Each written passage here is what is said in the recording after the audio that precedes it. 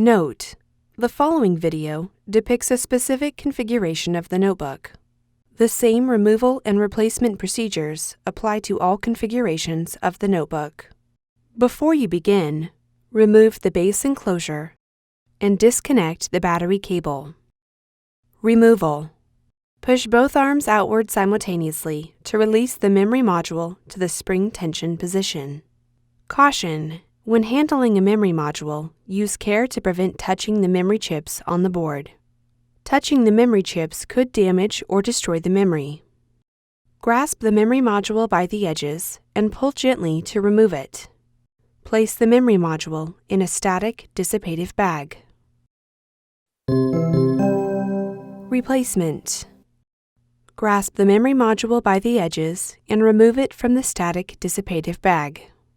Align the notch in the memory module with the key in the memory module slot on the system board. At an angle, gently insert the memory module into its slot on the system board. Caution: when handling a memory module, use care to prevent touching the memory chips on the board. Touching the memory chips could damage or destroy the memory. Press the memory module down to latch the arms.